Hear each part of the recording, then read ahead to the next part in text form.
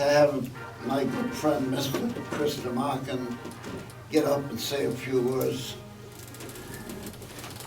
First and above all, I want to make sure that you understand that, yes, I am a veteran, but I never fought a day in my life. So I am no hero. But I want to thank all of you who fought, including Joe, of course, to liberate us. We were young Americans in Belgium at the time, and that was the only American citizen condemned to death by the Germans. And again, thanks to you people who came running into Belgium on September 3rd at a high rate of speed, you saved my dad, because the Germans, being very rigid in their ways, had indicated clearly that he was going to be executed the 13th of September, not the 12th, not the 14th, the 13th. Well, the Americans came, liberated Belgium, caught up with the train, saved my dad's life. He passed away at the good old age of 94 in Connecticut. So it's thanks to you people. Now, you're going to say, wait a minute, you're an American and you have this funny accent? And my friend, the reason I'm calling him a macaroni... Are you German? You must understand that the first time he saw me, he thought I was German. And of course, I'm sorry, but I hope none of you are born German. And I hope all of you are called Americans, because I look at myself and I say, I was born an American citizen, learned Dutch and French by law in Belgium, forbidden to speak English for 4.5 years. And yes, I do have an accent, but I am an American. I'm not a Republican, I'm not a Democrat, I'm not an independent, I am an American. And in Belgium, just to tell you, way before the war, if you remember history, the Italian army in Italy, not the Italians here, because I am an historian, and Joe can tell you, I have studied nearly all divisions, and I can tell you, the American Italians, they earned more medals than most people. They were very, very courageous and very good. However, in Italy, they tend to wait for the German to do all the dirty work, and then they come in at the last minute. So in Belgium, they say that the Italian army, they have a motto. It's fight and run away in order to be able to fight another day. And make more wine. So I call, and in Belgium, don't ask me why, in order to really be impolite, they call the Italian army a bunch of macaronis. Now, think that my dad left the business where he was taken by the German, never came home that night. He was weighing 184 pounds. When he came back, he was 109. So I would think that he was a little bit hungry. But he had asked mother for a pack of macaroni, which he never ate. He kept it hidden from the Germans. And the day the Italian captured, he gave it to all the prisoners, and at the roll call, all the prisoners had a piece of macaroni, and the Germans knew what it meant.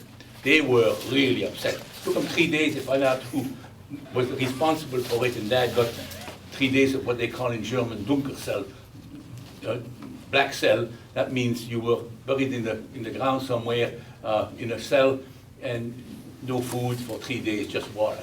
So now I would like to back up on what Joe said, because here is the map of the Battle of the Bulge. And it's not very well clear, but the German crosses are here. That's where they bulged, they pushed. I decided to show you a little bit more in a better way. This is Belgium. Now, Belgium, you must understand, was created about the same time as the United States. So, why was it created? Because the Dutch, Holland is here, Germany is here, Luxembourg and France. The Dutch part of Belgium, they were Catholics, and they didn't get along with the Huguenots, and they wanted to separate.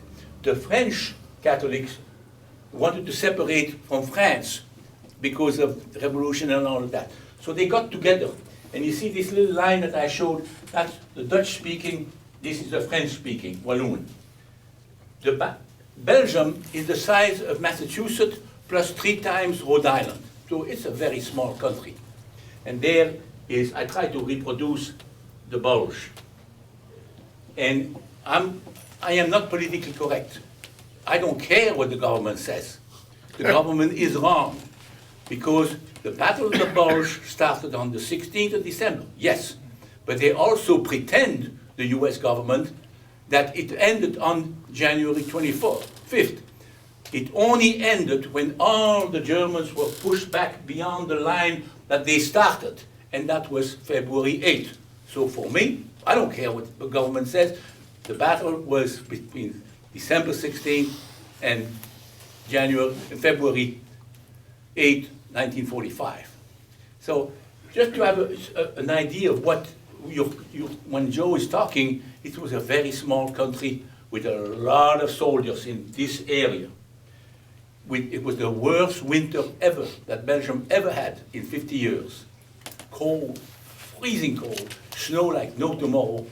And these poor men, and some of you I'm sure remember that, in order to be able to have a nap, would hold down, 4 of them together, literally hold shoulder to shoulder, standing up, and putting their heads together and try to fall asleep for maybe 10 minutes at best, and then back to fighting. Many, and you remember that, many were with frozen feet, frozen hands, and many died. They were injured, they could have been saved, but we could not have enough medics to take care of them. And one thing that my wife and I have kind of specialized, we do a lot of work with the veterans of the Battle of the Bulge, but we kind of wanted to recognize 2 of the, we bought 158 books on the Battle of the Bulge, and not one shows the WWII 11, the African Americans, nor ever show the women. These ladies in the, what they call them, it's not, yes, the, oh, now it's come. The closest in the battle were the medics. Those were men. Behind that, there was the nurses, but they were called evacuation hospitals. And then behind that was the general hospitals. And now, none of them ever mentioned what these people went through. I can tell you, because I had some in our own little village of Paxton, Mass. We had one lady who never once, all through the war, slept in a building. She slept in a tent. The hospital was in a tent. They froze, So it was kind of unfair to think that, well, they didn't carry a weapon, therefore they were kind of forgotten. And so we have made an effort, and we're very proud, thanks to Joe and the team of Veterans of the Battle of the Bulge. We put up the only monument in the United States, in Winchendon, in the cemetery in Winchendon. And then, years later, because that was in 2006, now we get a call from, unbelievable, a lady at the State House. Her name is Sheila Harrington. Would you stand up, please? And thanks to Mrs. Harrington, she made sure to have all the support of the state and to have a rededication of the memorial in Winchendon, and it was fantastic. And even they tried to even get the lousy weather. We have even pouring rain, but it was super. I mean, and now these African Americans are being recognized more and more. In fact, maybe some of you have seen on History Channel, there is a WWII 11 special on the History Channel about these 11 men who were tortured. And there are too many ladies around in the room. I won't tell you what they did to them. It was terrible, terrible. So, is there something that you want to specifically say about the Battle of the Bulge? Yes, I know what I want to talk about.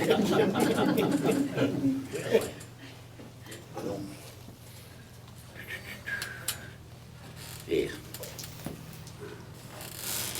Thought it would be interesting for you to see, this is Massachusetts. And I tried to reproduce exact to size the Battle of the Bulge on Massachusetts. So you can see it was a very small area. And now, you're going to say, how come the Germans, who were so powerful, were able to do this? They caught us by surprise. The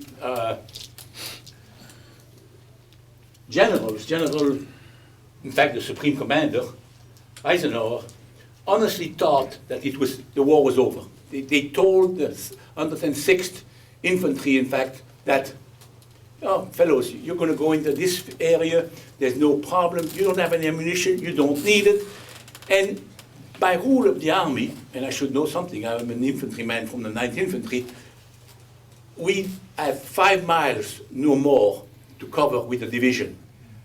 They had all the Battle of the Bulge, they had 3 or 4 divisions. They covered 25 miles each. It was ridiculous. They couldn't even holler to one another, the poor soldiers. Now, you're going to say, how come the Americans were... You must understand that in Germany, everything is rigid. You obey the officer. Now you kill an officer, oh boy, even the sergeant doesn't know what's going on. It's total chaos. That's why we lost so many officers, because they thought, stupidly, that if they shot the officer, well, that was the end of us. Well, there was a sergeant, shoot the sergeant. There was a corporal, shoot the corporal. They were always an American soldier ready to pull his team together. And I can tell you, there's a book on, he was the youngest lieutenant in the United States Army. Mr. Bausch was 18 years old. He was 14 years old when he joined. He was tall, he was looking like a man, but he was 14 when he joined. When he was in the Battle of the Bulge, he was company commander. And 18 men and himself held up a complete regiment of Germans. The 18 men, they all got badly banged and many killed. But why did they do that? Because again, in the United States, let's say, take a farmer. Well, he had to protect his land, so they had a 22, and they shot woodchucks. And the young American, had an old jalopy that they tinkered with and put back together. Everything was initiative by the good old Yankee ingenuity. While the German, the poor fellow, I don't like to even call it that poor, because they deserve everything they got, but they didn't own, they were lucky to own a bicycle. Of course, a weapon was totally forbidden. So they had very little understanding of war. They were good soldiers. They would scream and holler and fight, but they were not using their head. Now, is there anything else that you want to... I don't want to talk too much here. Feel free. Mr. deMarcken, Mr. deMarcken, I fell asleep drinking Italian wine with you one day, really, and you told me a story, seriously. You told me a story that your mother made an American flag. Okay, And all right. what was that flag? I Okay. never got the end of that story. Okay, It's okay. nothing to do with the Battle of Bulge, but I want to know what it is before I die. Okay, my dad was an American in Germany, in prison. My mother was Belgian. Now, we the children, call her later on our hero.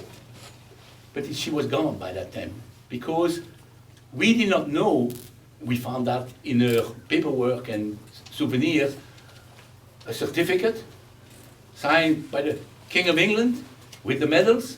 She was decorated in World War I for act of valor. She was born in 1903. The war ended in 18, so she was 15 years old maximum, whatever she did. We think that she probably was along a railroad somewhere and was keeping track of the German movement and feeding that back to the British, but she got a medal.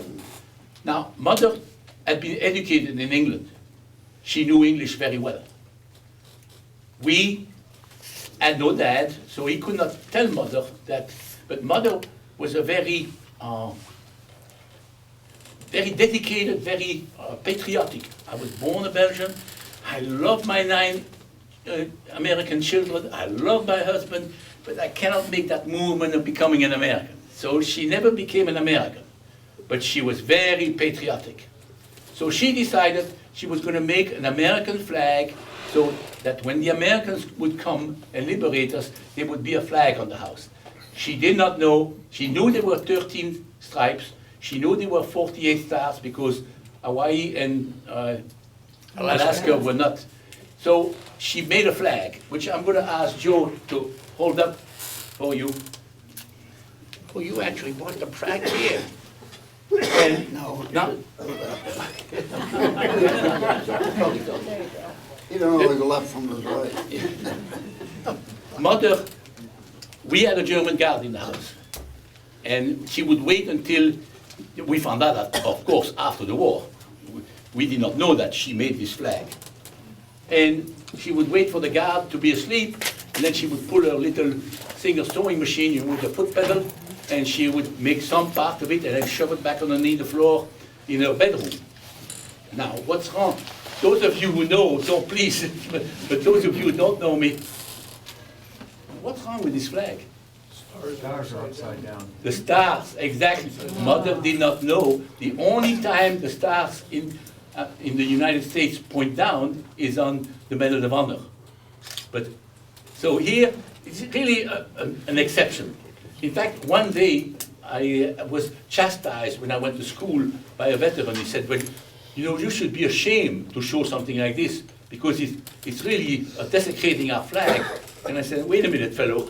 This flag was made by a Belgian to honor her husband who was in concentration camp and wanting to have an American flag flying on the house. So when did I find out about it? When we were told, or mother was told, the Americans are coming. Okay, so she come back to the house. Chris, you go in my bedroom, move this little piece of furniture, and move, there's a floorboard that's loose, and put the flag up. All right. Now, was it a half an hour? Was it 3/4? I don't know, but I can tell you, mother comes back. She was still looking for the Americans, and now she is total perspiration. Chris, take that flag down, quick! But luckily we lived in the woods, and our driveway was a little bit like this, so the German on the road could not see the house. And there were 3 German Panzer coming up. And literally, I'm not kidding, I have pictures. They ran out of fuel at the end of our driveway. And so they never saw it.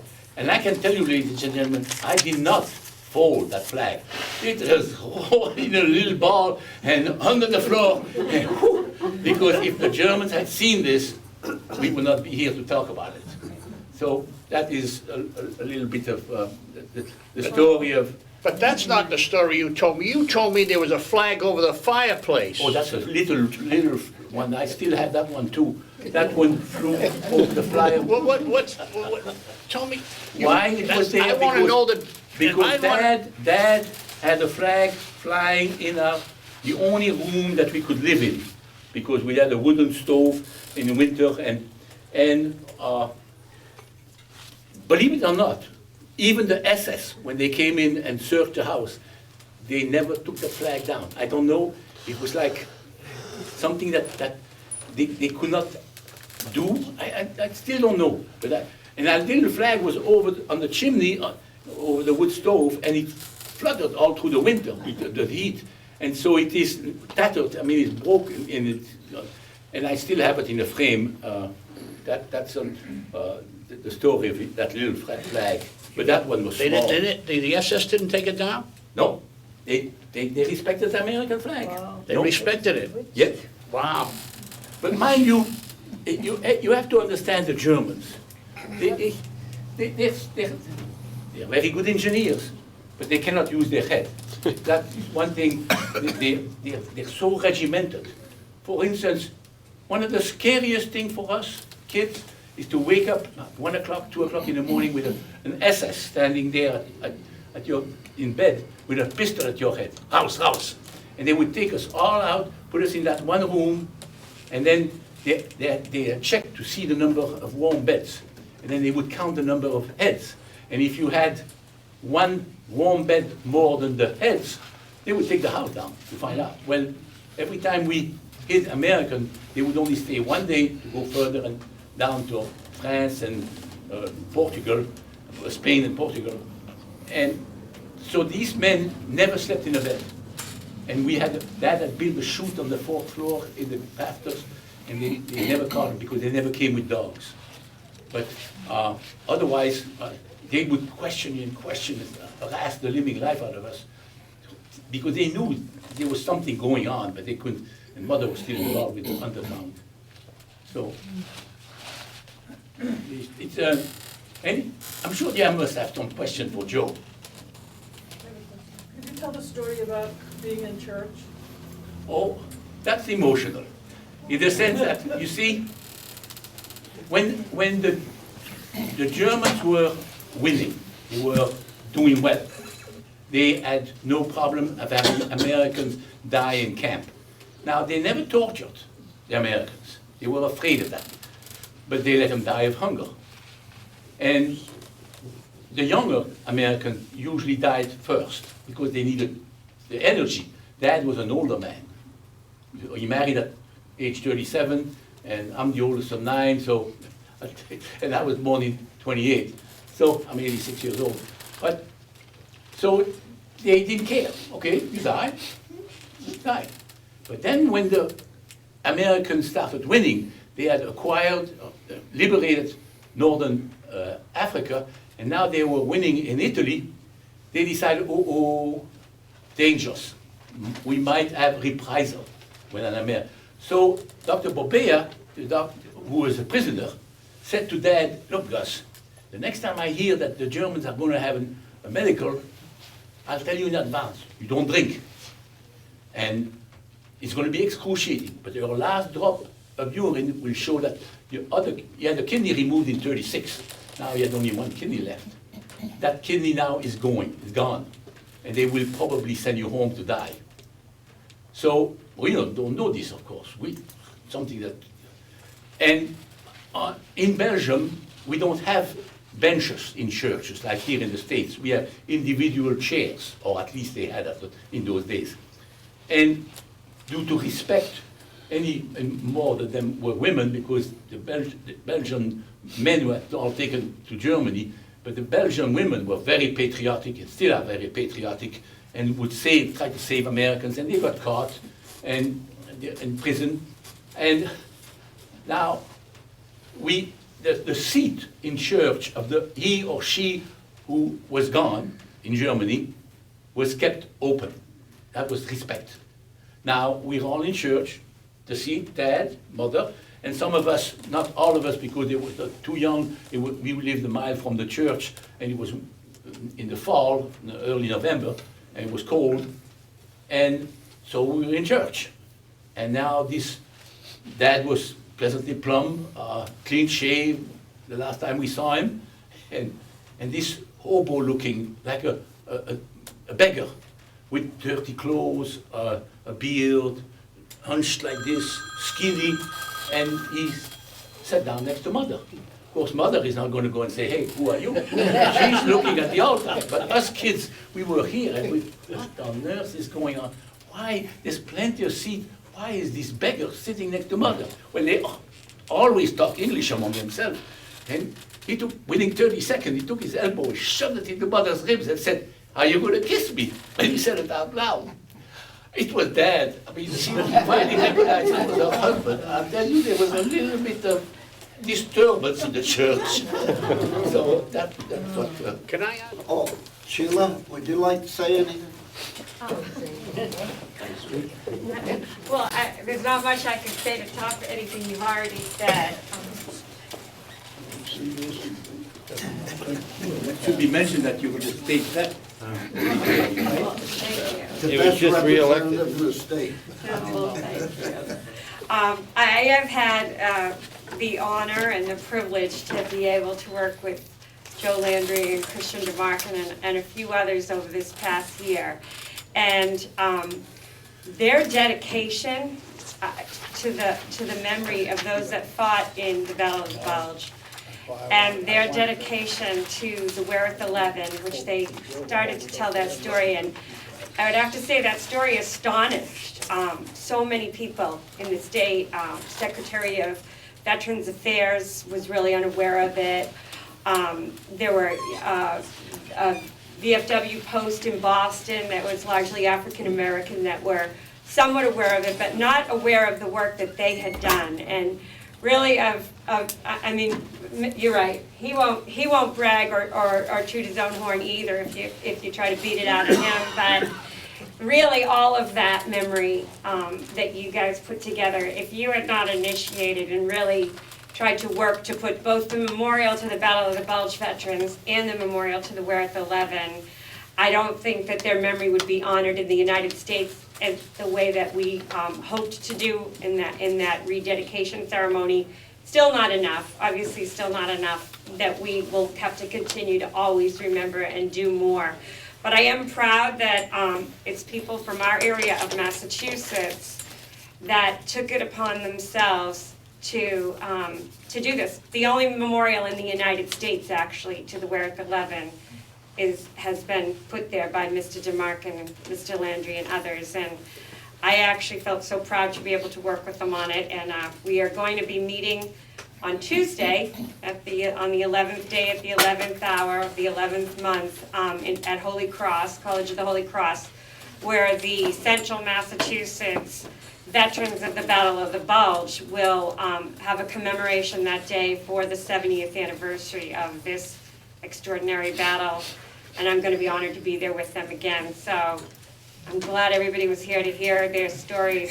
They've certainly blown me away over the last year or so. So I'm proud to know both of them and call them a friend. So thank you, guys.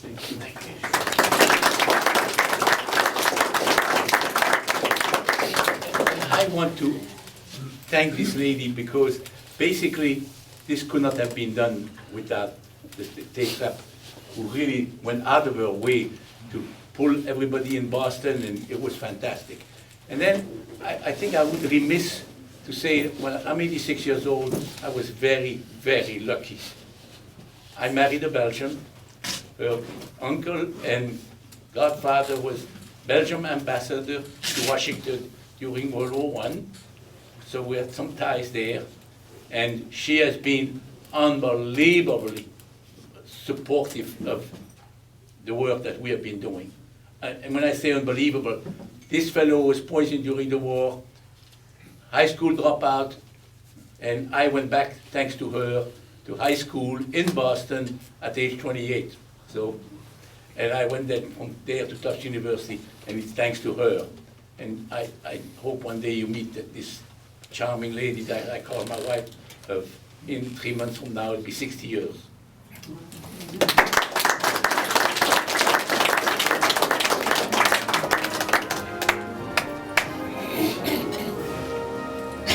Thank you all for coming, and hope we didn't bore you too much.